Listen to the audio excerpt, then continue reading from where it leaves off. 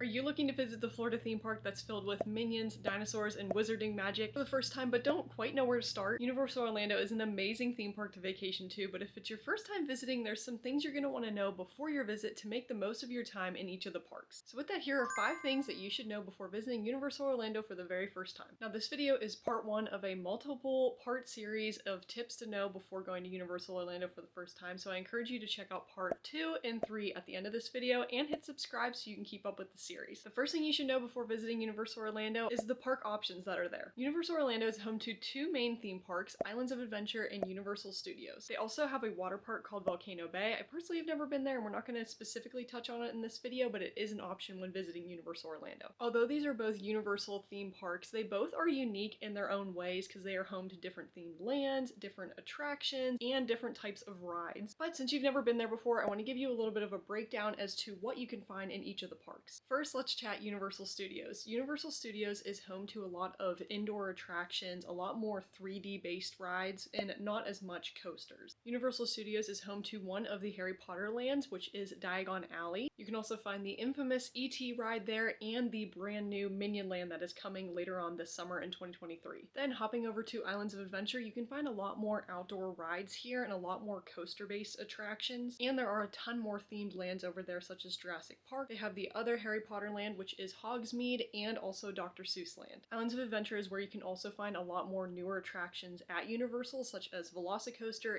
and the Hagrid's Magical Creatures Motorbike Adventure Ride, which is one of the most popular in all of Universal. Both parks are so fun and unique in their own ways, and it's hard for me to personally pick a favorite, but if you are looking for more coasters, I recommend going to Islands of Adventure, but if you're looking for more low-key rides or indoor attractions, head on over to Universal Studios. It's also nice if you're traveling with kids. Islands of Adventure is a good park to go to because it has Seuss Landing, which has a lot more low-key rides. The neat thing that I do really like about Universal Orlando is that both of these theme parks are located so close together and they are very easily in walking distance of each other. It's about a 5 to 10 minute walk depending on how fast you walk from both of the entrances of the parks. But there's also a way that you can hop in between both of the parks by using the Hogwarts Express. But that little detail is going to take us into the second thing to know before visiting Universal Orlando for the first time, and we're going to talk about ticket options. You can get individual single park day tickets when going to Universal Orlando if you just want to visit Islands of Adventure or if you just want to visit Universal Studios. But the thing you want to note is if you want to ride the Hogwarts Express in between both of the parks, you do have to have a park hopper ticket. Essentially, a park hopper ticket is a valid ticket that allows you to hop between both of the parks in a single day, and you can hop as many times as you want. I will say if you only have one day at Universal Orlando, I think the park hopper ticket is a very good idea to go with because since the parks are so close together, it's very easy to walk back and forth or take the Hogwarts Express in between both of the parks, so that way you can absolutely maximize your time whenever you're there and check out all of the attractions you want, whether they're in both of the parks. But if you think a park hopper ticket might be a little bit too much out of your budget, or if it might be a little bit too stressful hopping between both of the parks, you can get single park day tickets and enjoy both of the parks in a full day. So ultimately, take a look at how long your vacation is, what all you're wanting to get done when you visit Universal Orlando, and choose your ticket option based on that. Well, it's great that both of the parks are so close together, but what's in between both of the parks that's connecting them? The third thing I want to share with you is about CityWalk. Now, CityWalk is a free shopping and dining area located in between both of the Universal Orlando theme parks. If you've been to Disney World before, this is very similar to Disney Springs, Disney's version of shopping and dining areas. You have to check out CityWalk no matter what when going to Universal Orlando because this is what you're going to walk through in order to actually get into either of the parks. There are a ton of great dining options, a lot of stores to check out. There's Universal based stores, and then there's also stores that are not directly affiliated with Universal that you can go and check out. I like this too because you can easily pop in and out of the parks to go get a quick bite to eat at CityWalk or to do some shopping after your park day. Very popular places to go at CityWalk is the Universal store that has all of the Universal merchandise you could ever want to find. There is a Legacy store there as well that has a lot of